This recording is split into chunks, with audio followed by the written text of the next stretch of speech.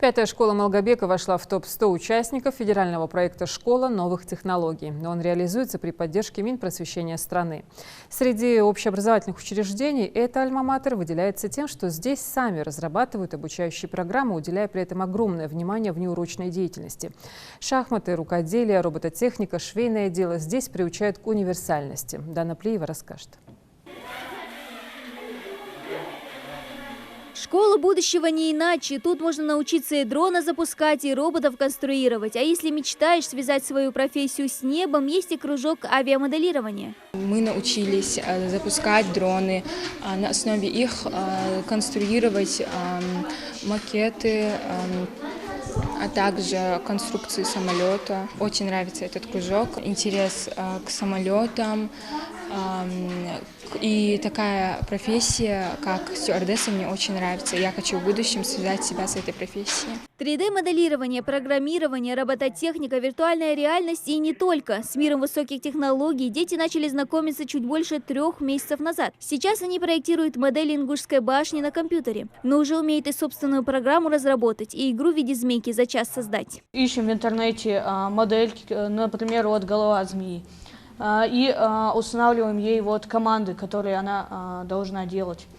Устанавливаем ей хвост, чтобы он удлинялся, тоже вот здесь разные команды. На 3D-моделировании мы занимаемся разработкой 3D-моделей, а на программировании нас научили делать коды на такой базе программы, как Scratch и других.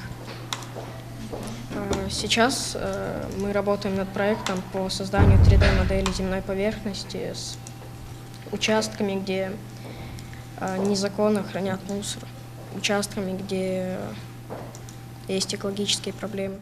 Неудивительно, что с такой материально-технической базой учебное заведение прошло в первый этап топ-100 участников федерального проекта «Школа новых технологий». Реализуется он при поддержке Минпросвещения России. В качестве отбора от региона были представлены 2 школы – Магадский лицей и 5-я школа Малгобека. Чтобы пройти его, надо было разработать собственную программу по улучшению качества образования в школе.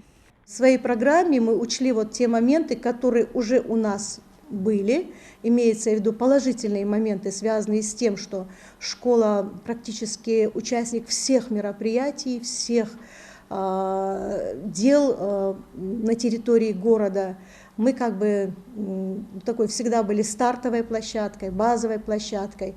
Многие мероприятия, конкурсы, общественно-политические какие-то мероприятия, они в основном проходили на базе 5-й Малгобекской школы.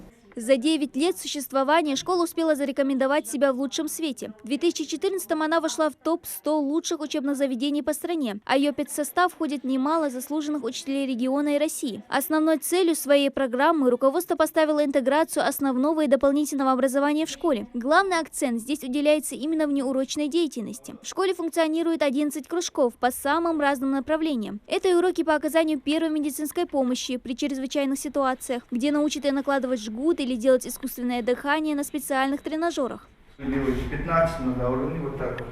Обязательно руки должны вот так. Потом 2 вдоха делаете. Мастерить все, начиная от кухонной доски, табуреток до макета дома, мальчиков научат на уроках труда. А вот девочек в соседнем кабинете ждут швейные машинки и поделки из цветов. Развить аналитические способности и ясность ума помогут шахматы. Уделяет здесь внимание гуманитарному направлению. Али Курскиев, например, телеведущий в клубе журналистики.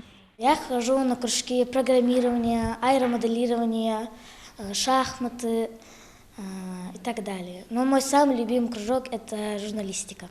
Что тебе нравится? Мне нравится сниматься, обсуждать новости нашей школы. Реализовать такую масштабную внеурочную деятельность в школе получилось благодаря участию в 2 подпроектах «Успех каждого ребенка» и «Точка роста». Они часть нацпроекта образования. С их помощью приобретены новые микроскопы, интерактивные доски, планшеты на уроках химии, физики и биологии, а также новенькие спортивные формы, мячи и другой инвентарь для уроков физкультуры.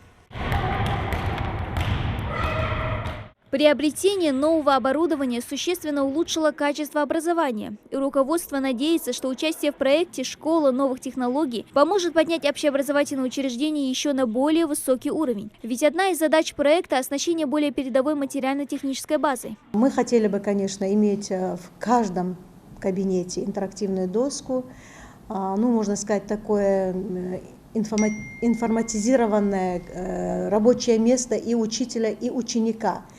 У нас многое есть, но думаю, что полностью школа будет вот доведена до такого состояния, что в каждом кабинете это все будет. Уже в марте педсостав пройдет обучение в Академии Минпросвещения России по новым учебным программам. Современное оборудование в рамках проекта надеются приобрести осенью, к новому учебному году. А первые 100 школ, прошедшие обучение, станут драйверами проекта. Дана Плиева, Магомед Дидигов, Новости 24.